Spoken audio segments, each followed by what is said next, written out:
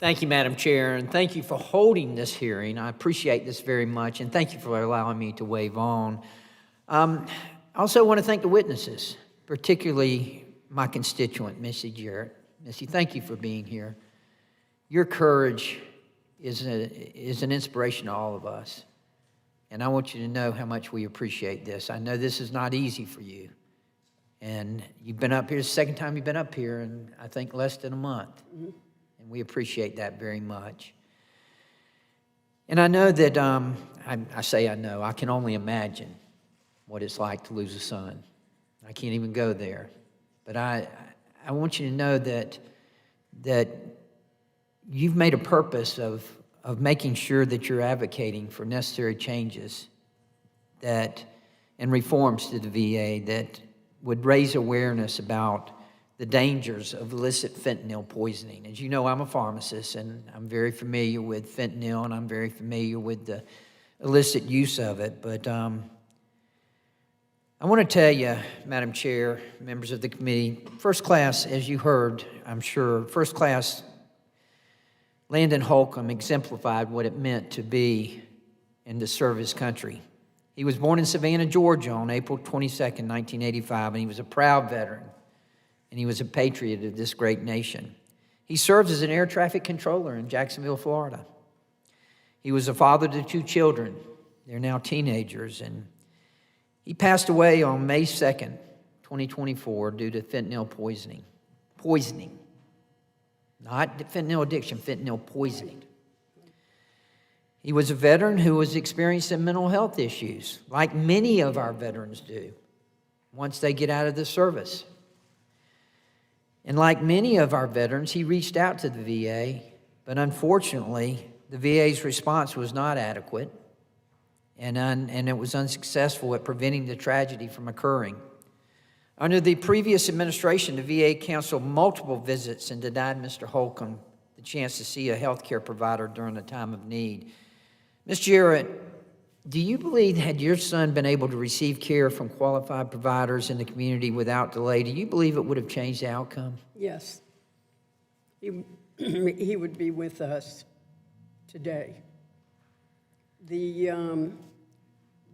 What we experienced with him in the emotions, to the point where I let the committee hear his voicemail, which was Monday, prior to passing away on Thursday. He went to work Tuesday, went to work Wednesday, called Thursday morning to talk to his brother and myself, and who was vacationing from Colorado in Savannah. We all had plans. So after it was around 5:22 p.m., he walked into a restaurant, as I said, on the island. They found him 45 minutes later. They worked on him 20 minutes. And, of course, the telephone call, received a call, and I will never forget it. You know, grieving, it's always going to be there. And I questioned as to whether I was going to come back up here. Thanks to Congresswoman Miller Meeks, I received an invitation to come back. So giving back, I guess I could call this, is a way for me to give back. Maybe in Landon's memory, veterans out there, like I said, are waiting. And I sit here and I listen. I sat through your previous meeting, and I sit here listening, go back and forth about what should be covered in benefits under the VA. And I'm thinking, why is this even an issue? In the private health sector, under private plans, we cover bariatrics. We cover the therapy you're talking about, and you're still talking about it. Preventive care's been there, 100% down the line. We even covered vitamins in our plan. Preventive care is all about providing those tools and resources to keep people healthy. And that includes veterans and their dependents as well. So I'm like, therapy. And then in 2019, under the Trump administration, he passed the right to try.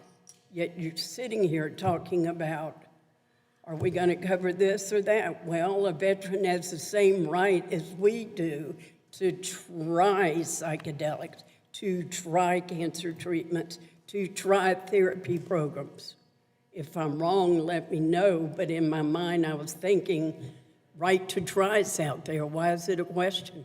Why can't they do it if they want to do it? And they make that decision as to whether they want to have it or not based on whatever they know.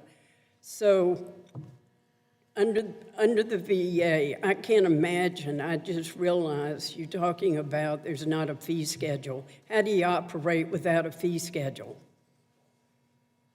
I mean, networks operate, doctors operate with fee schedules. And when you're in a network, the whole reason you have a network is because doctors are looking for you to steer patients to them, which reduces fees also. So a network, okay, there's networks out there. You have the community care group. And by the way, when I went to our zip code in Savannah, here's your VA website, va.gov, and you can go across and you can review benefits, resources, tools, mental health. I went to the mental health site and I typed in, you can search a provider by zip code or city. So I typed in our zip code in Savannah, Georgia, the facility type, which is required. It comes up, community providers in VA's network. Service type required, so you can type in chiropractic or optometrist. I typed in psychiatrist.